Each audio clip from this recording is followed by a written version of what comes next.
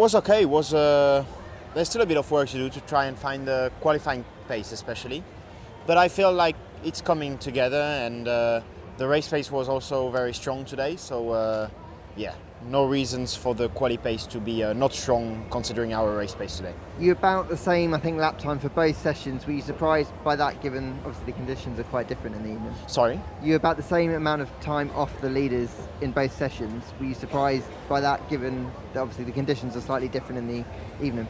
Well, I mean, yes and no. We are not really focusing on that gap because we know that arriving to qualifying, they will put everything together, and the gap will probably change, and we know that we are not going to basically compete with them. So yeah, we're just focusing on ourselves, but it's been a positive day, especially the race pace have been very strong, and now we need to build on that day for tomorrow and have a great day tomorrow too. A fair few track changes around here. What do you make of them? I actually really enjoyed it, and I think it will be better for overtaking too, so it's all good. I think for drivers now, turn 9 is very, very exciting.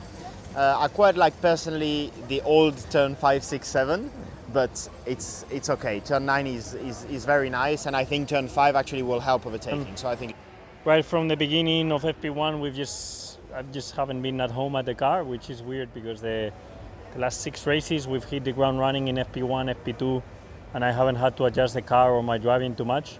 But today, for some reason, maybe due to track changes, the tarmac, yeah, the setup was not quite there, and I wasn't quite there, and we are just trying to see what we can do for tomorrow. Did you make some progress into P2, like you're going in the right direction now?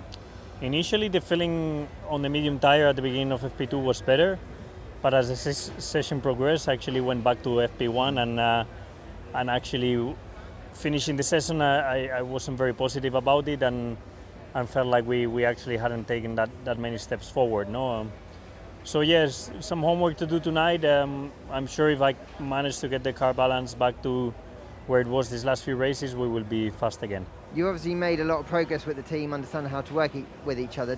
When you have problems like this, then does it make it a little bit easier? You've got kind of an action plan of what you need to do? Exactly. I know which things and which things tend to help and which things tend not to help with the balance that I've got in the car today. So I feel like at least I have the awareness of which items might be interesting to try going into tomorrow. There's also a couple of doubts regarding whatever there was in the car today, going back to the race floors and the race gearboxes. You know, I think everything normally improves on the load, so yeah, it should be a better day tomorrow. And what do you make of the track changes? I think it's definitely gonna help. How much is the difficult bit to say, because it still felt very tricky to follow, especially in turn 1 and turn 2, which are the corners prior to the 2 DRS zones. But I think if we manage to stay close through there, then overtaking should definitely be a possibility.